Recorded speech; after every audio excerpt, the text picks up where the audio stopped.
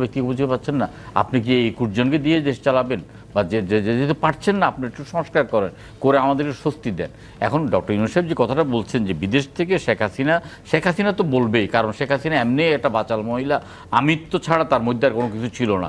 এবং তার আমরা ছোটোবেলায় একটা ছবি দেখছিলাম, দ্বীপ জেলে যাই, উত্তম কুমার পাগল অভিনয় করছেন, সে পাগলকে ভালো করতে গিয়ে সুচিত্রা সেনও ওই যে পাগলের সাথে থাকতে থাকতে সুচিত্রা সেনও পাগল হয়ে গেছেন, বুঝছেন। এখন আওয়ামী লীগের ওই হাসিনার ওই সাইকোপ্যাথের করার চেষ্টা করছেন সৈয়দ মোয়াজ্জেম হোসেন আলাল। এই ডক্টর মোহাম্মদ ইউনূস বলেছে প্রতি জায়গাতেই আছে এবং এটা সবসময় থাকবে।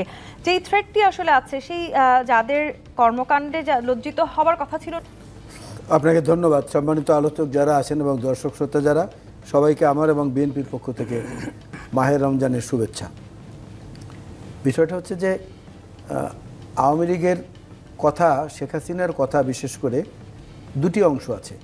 একটা হচ্ছে আওয়ামী লীগ কিন্তু মূলত পালায়নি, পালিয়েছে কিন্তু পরিবার লীগ, আওয়ামী লীগ আছে। আপনি দেখেন, তাপস নাই, রেহানা নাই, তারপরে পরশ নাই, আবুল হাসনাত আবদুল্লাহ নাই, শেখ সেলিম নাই, শেখ হেলাল নাই, শেখ তন্ময় নাই। পরিবারের লোকগুলো কিন্তু কেউ গ্রেফতার হয় না এবং কোথায় আছে কেউ জানেও না। তার মানে কি, পরিবার লীগের প্রধান সহ আত্মীয় তার পরিবারের লোকরা পালিয়েছে, আওয়ামী লীগের অংশ তো রয়ে গেছে।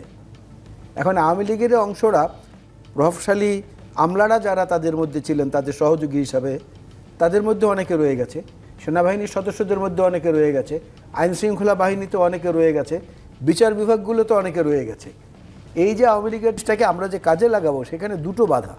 মূল বাধাটা হচ্ছে এই ধরনের অস্থিতিশীলতা কিংবা আইনশৃঙ্খলার অবনতি কিংবা বাজার মূল্যের এই রকমের ঘটনা এর আগেও ছিল, কিন্তু আগে প্রেসের একটা অবস্ট্যাকেল ছিল, ইচ্ছা করলেই প্রেস সব কিছু প্রকাশ করতে পারতো না।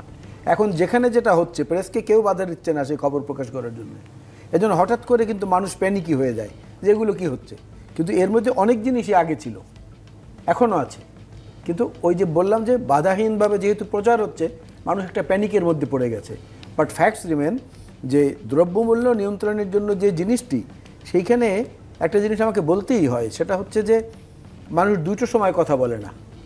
একটা হলো যদি প্রচণ্ড রকম বিরূপ পরিবেশের মধ্যে থাকে, ভয়ে কথা বলে না, আর না হলে বলার মতো কিছু থাকে না, এই জন্য কথা বলে না। এখন হচ্ছে কি, মানুষ একটা প্রচণ্ড রকমের মানে বিরূপ পরিস্থিতির মধ্যে আছে। কিন্তু এই অন্তর্বর্তী সরকার আসার পরে তো আসলে সবাই আশা করেছিল যে যেই বাজার সিন্ডিকেট আছে, সেই সিন্ডিকেটকে ভেঙে দেওয়া হবে, যেহেতু কোনো রাজনৈতিক দল নেই। কিন্তু সেই সিন্ডিকেটকে আমরা ভাঙতে দেখেছি। আমি ওই জায়গাটা যেতে চাচ্ছিলাম, আপনি ভালো কথা মনে করেছেন। আপনি যখন স্টেশনে গেলেন, শাস্তিমূলক ব্যবস্থা নেওয়া শুরু করলেন, তারপর থেকে দেখা গেল যে না, কিছুটা এটা কমে আসছে।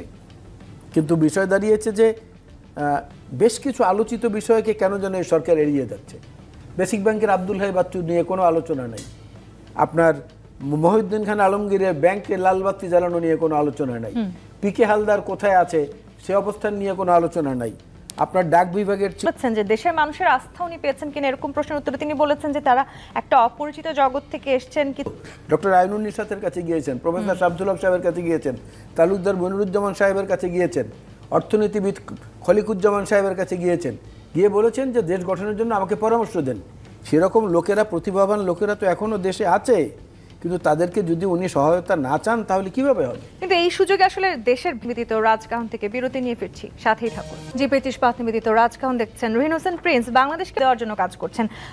তাদের আসলে মাথাচাড়া দিয়ে ওঠার একটা বড় ভূমিকা এখানে আছে কিনা, সেই সুযোগ তারা পাচ্ছেন কিনা, এবং তারা আসলে কারা সেটি চিহ্নিত করার জন্য যে সময় প্রয়োজন ছিল অন্তর্বর্তীকালে, যে বিশেষ করে একটা গণঅভ্যুত্থানের মধ্য দিয়ে গঠিত সরকার, সুতরাং মানুষের যে আকাঙ্ক্ষা, এই আকাঙ্ক্ষা, তাহলে এত বড় একটা সমর্থন নেওয়া সরকারের জন্যে 7 মাস অনেক সময়, এটা কোনো দ্বিধাদ্বন্দ্ব থাকার কোনো কারণ আছে বলে আমরা মনে করি না। এক, দ্বিতীয়ত দেখেন, আমরা প্রথম দিন থেকে এটা বলে এসেছি, আমার ধারণা আমরা তিনজনই কিন্তু দেখেন আলোচনা প্রায় একই কথা এই পয়েন্টে বললাম, যে যারা এইখানে পলাতক হয়ে গেছে, দেশ ছেড়ে গেছে কিন্তু দেশের অভ্যন্তরে আছে, তারা তো প্রতি মুহূর্তে চেষ্টা করবেই অস্থিতিশীলতা করার। এটা মনে রাখতে হবে, এগুলো কিন্তু দেশ বিদেশ সব জায়গায় আছে, যে আমাদের দেশের মধ্যে আরও অনেক ধরনের অপশক্তি আছে, যারা দীর্ঘ অগণতান্ত্রিক শাসনে বেড়ে উঠেছে তারা।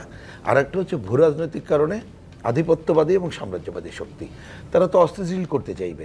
এবার আপনি উদাহরণটা টেনে নিয়ে আসেন, এগুলো অস্থিতিশীল কি খালি একেবারে আকাশে বসে করলে হয়, বিদেশে বসে করলে হয়? তার কিন্তু ক্রীড়ানকরা দেশের মধ্যে থাকে, এবং সেটা থাকে কারা? এইখানে ব্যক্তির থেকে আপনাকে দেখতে হবে সুবিধাভাগী ব্যক্তিরা, যাদের এই সুবিধা বন্ধ হয়ে গেছে বা ভবিষ্যতে কেন এই 6-7 মাসে চিহ্নিত করতে পারলাম না? তাহলে আসছি, প্রথমে আপনি এটা এগ্রি করেন কিনা, আপনি মানে আমি সরকারকে বলে করতে হবে কোনটাকে, ওনাদের সাথে আমাদের ডিফারেন্সের যে জায়গাটা হচ্ছে এই ব্যবস্থাটা যারা ধরে রাখতে চায় তাদেরকে করতে হবে। ধরেন আমরা অন্য আলোচনায় বাদ দেন, আপনি মানে এই সরকার বা আমরা সবাই মিলে এই 6 মাসে যে সিন্ডিকেট বহুল আলোচিত এইগুলো ভাঙার ক্ষেত্রে ভূমিকা রাখতে পারতেন, তাহলে কেউ যদি অস্থিরতা সৃষ্টি করতেও চাইতো, কোনো ব্যক্তি সে কি পারতো না। তা আপনি ব্যবস্থা না ভেঙে ওই ব্যবস্থা যখন এখানে অন্য জায়গায়ও বলেছি, বরঞ্চ এই 6-7 মাসে আপনি ওইগুলো না ভেঙে এই ধরনের যারা অস্থিতিশীলতা সৃষ্টি করতে পারে এবং তারা প্রকৃতপক্ষে এই ধরনের স্বৈরাচারী কর্তৃত্ববাদী এবং ফ্যাসিবাদী শাসকের কিরানক হয়, তারাই কিন্তু কনসলিডেটেড হওয়ার সুযোগ পেয়ে যাবে। আবার এই ফ্যাসিবাদী সরকারকে যারা আসলে সহায়তা করছে, বিশেষ করে আমি যদি পার্শ্ববর্তী দেশ ভারতের কথা বলি, সেখানে শুধু ভারত না, আমাদের প্রতিবেশী ভারত একটা বড় শক্তি।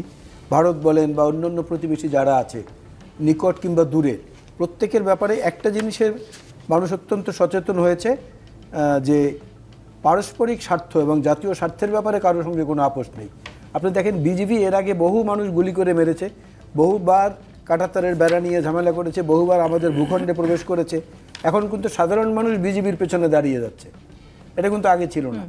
এই যে সচেতনতা বোধ, এটাও তো আমাদের পুঁজি। তিস্তার ওখানে যে জনসমাগম হয়েছে বিএনপির নেতৃত্বে, যে সবার সঙ্গে বিএনপি ডক্টর আইনুল নিশাতের কাছে গিয়েছেন, প্রফেসর শামসুল হক সাহেবের কাছে গিয়েছেন, তালুকদার মনিরুজ্জামান সাহেবের কাছে গিয়েছেন, অর্থনীতিবিদ খলিকুজ্জামান সাহেবের কাছে গিয়েছেন, গিয়ে বলেছেন যে দেশ গঠনের জন্য আমাকে পরামর্শ দেন। সেরকম লোকেরা, প্রতিভাবান লোকেরা তো এখনও দেশে আছে, কিন্তু তাদেরকে যদি উনি সহায়তা না চান তাহলে কিভাবে হবে? কিন্তু এই সুযোগে আসলে দেশের বিরোধিত রাজকাহন থেকে বিরতি নিয়ে ফিরছি, সাথেই থাকুন। জি25 নিবেদিত রাজকাহন দেখছেন। রহিন হোসেন প্রিন্স বাংলাদেশকে দেওয়ার জন্য কাজ করছেন। তাদের আসলে মাথাচাড়া দিয়ে ওঠার একটা বড় ভূমিকা এখানে আছে কিনা, সেই সুযোগ তারা পাচ্ছেন কিনা, এবং তারা আসলে কারা সেটি চিহ্নিত করার জন্য যে সময় প্রয়োজন ছিল অন্তর্বর্তীকালে, যে বিশেষ করে একটা গণঅভ্যুত্থানের মধ্য দিয়ে গঠিত সরকার, সুতরাং মানুষের যে আকাঙ্ক্ষা, এই আকাঙ্ক্ষা, তাহলে এত বড় একটা সমর্থন নেওয়া সরকারের জন্যে 7 মাস অনেক সময়, এটা কোনো দ্বিধাদ্বন্দ্ব থাকার কোনো কারণ আছে বলে আমরা মনে করি না। এক, দ্বিতীয়ত দেখেন, আমরা প্রথম দিন থেকে এটা বলে এসেছি, আমার ধারণা আমরা তিনজনই কিন্তু দেখেন আলোচনা প্রায় একই কথা এই পয়েন্টে বললাম, যে যারা এইখানে পলাতক হয়ে গেছে, দেশ ছেড়ে গেছে কিন্তু দেশের অভ্যন্তরে আছে, তারা তো প্রতি মুহূর্তে চেষ্টা করবেই অস্থিতিশীলতা করার। এটা মনে রাখতে হবে, এগুলো কিন্তু দেশ বিদেশ সব জায়গায় আছে, যে আমাদের দেশের মধ্যে আরও অনেক ধরনের অপশক্তি আছে, যারা দীর্ঘ অগণতান্ত্রিক শাসনে বেড়ে উঠেছে তারা। আর একটা হচ্ছে ভূ রাজনৈতিক কারণে আধিপত্যবাদী এবং সাম্রাজ্যবাদী শক্তি, তারা তো অস্থিতিশীল করতে চাইবে। এবার আপনি উদাহরণটা টেনে নিয়ে আসেন, এগুলো অস্থিতিশীল কি খালি একেবারে আকাশে বসে করলে হয়, বিদেশে বসে করলে হয়? তার কিন্তু ক্রীড়ানকরা দেশের মধ্যে থাকে, এবং সেটা থাকে কারা? এইখানে ব্যক্তির থেকে আপনাকে দেখতে হবে সুবিধাভাগী ব্যক্তিরা, যাদের এই সুবিধা বন্ধ হয়ে গেছে বা ভবিষ্যতে কেন এই 6-7 মাসে চিহ্নিত করতে পারলাম না? তাহলে আসছি, প্রথমে আপনি এটা এগ্রি করেন কিনা, আপনি মানে আমি সরকারকে বলে করতে হবে কোনটাকে, ওনাদের সাথে আমাদের ডিফারেন্সের যে জায়গাটা হচ্ছে এই ব্যবস্থাটা যারা ধরে রাখতে চায় তাদেরকে করতে হবে।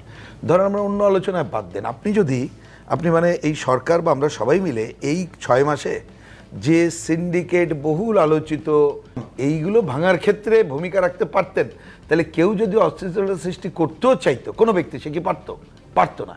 তা আপনি ব্যবস্থা না ভেঙে ওই ব্যবস্থা যখন এখানে অন্য জায়গায়ও বলেছি, বরঞ্চ এই 6-7 মাসে আপনি ওইগুলো না ভেঙে এই ধরনের যারা অস্থিতিশীলতা সৃষ্টি করতে পারে এবং তারা প্রকৃতপক্ষে এই ধরনের স্বৈরাচারী কর্তৃত্ববাদী এবং ফ্যাসিবাদী শাসকের কিরানক হয়, তারাই কিন্তু কনসলিডেটেড হওয়ার সুযোগ পেয়ে যাবে। আবার এই ফ্যাসিবাদী সরকারকে যারা আসলে সহায়তা করছে, বিশেষ করে আমি যদি পার্শ্ববর্তী দেশ ভারতের কথা বলি, সেখানে শুধু ভারত না, আমাদের প্রতিবেশী ভারত একটা বড় শক্তি। ভারত বলেন বা অন্যান্য প্রতিবেশী যারা আছে, নিকট কিংবা দূরে, প্রত্যেকের ব্যাপারে একটা জিনিসের মানুষ অত্যন্ত সচেতন হয়েছে, যে পারস্পরিক স্বার্থ এবং জাতীয় স্বার্থের ব্যাপারে কারোর সঙ্গে কোনো আপোষ নেই। আপনি দেখেন বিজিবি এর আগে বহু মানুষ গুলি করে মেরেছে, বহুবার কাঁটাতারের বেড়া নিয়ে ঝামেলা করেছে, বহুবার আমাদের ভূখণ্ডে প্রবেশ করেছে। এখন কিন্তু সাধারণ মানুষ বিজিবির পেছনে দাঁড়িয়ে যাচ্ছে, এটা কিন্তু আগে ছিল না। এই যে সচেতনতা বোধ, এটাও তো আমাদের পুঁজি। তিস্তার ওখানে যে জনসমাগম হয়েছে বিএনপির নেতৃত্বে, যে সবার সঙ্গে বিএনপি